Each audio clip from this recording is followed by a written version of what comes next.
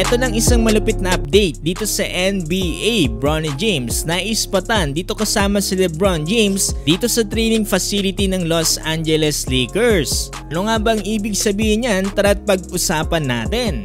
Itong nakaraang linggo ay inanunsyo na dito ng panganay na anak ni LeBron James na si Bronny James kanyang pagpasok sa NBA draft. Kaya naman halo-halong reaksyon ang mababasa mo dito sa social media. Mga ilan kasi na nagsasabi na hindi pa daw handa dito si Bronny James sa pagpasok sa NBA. Lalo na't hindi naging impressive ang kanyang stats dito sa kanyang college basketball team na USC. Pero may mga ilan naman nagsasabi na handa na daw itong si Bronny James at kinakailangan na lang itong i-develop pa ng mga NBA teams. Hindi pa dyan mawawala ang dahilan na kung saan man pumunta itong si Bronny James, malaki din ang posibilidad na malure nila ang kanyang tatay na si LeBron James. Kaya naman dito sa bagong nailabas na report ng FanDuel Sportsbook ay nagbigay sila ng odds na kung saan pinakamalapit na ma-draft itong si Bronny James. Surprisingly, Los Angeles Lakers ang pinaka-nangunguna dyan na sinusundan ng New York Knicks. Hindi naman kasi talaga nakakapagtaka na napakalaki ng tsansa na ma-draft ito ng Los Angeles Lakers. Lalo na't nandyan ang kanyang tatay na si LeBron James. Sa palagay ko lang meron na talagang plano dito si LeBron James para sa kanyang anak,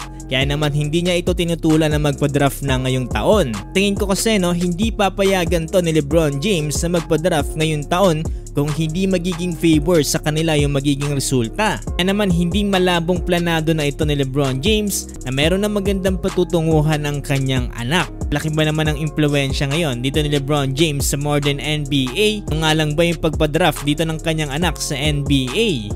Kung sakasakali man na pumalpak ang lahat ay nandyan pa rin ang paglalaro dito ni Bronny James sa kanyang college basketball team. Pero sa tingin ko ito ay napakalait na tsansa na lang dahil nandyan na rin ang NBA G League kung sakasakali. Pwede siya magkaroon ng two-way contract sa NBA teams na magkaka-interest sa kanya. Sa palagay ko lang din napakaliit ng tsansa na maging undrafted itong anak na LeBron James na si Bronny James. Mga joke pa nga ako nabasa dyan sa comment section sa last upload natin kung ang kapatid nga daw ni Giannis Antetokounmpo na si Thanasis ay nakapasok sa NBA.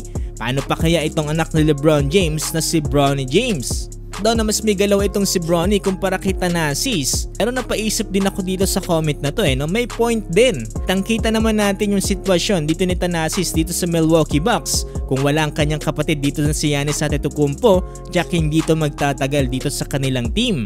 Naman mas lalong lumalaki ang chance na possible na makuha ngayon ng Los Angeles Lakers itong si Bronny James. Mas lalo tayo naging excited dyan, lalo na't maispatan dito si Bronny James kasamang kanyang tatay na si LeBron dito sa training facility ng Los Angeles Lakers. Sabi imagine, tatay mo si LeBron James kasama mo nagtitraining dito sa Los Angeles Lakers. Alala ko tuloy yung meme dito na diploma, diskarte o kaya backer.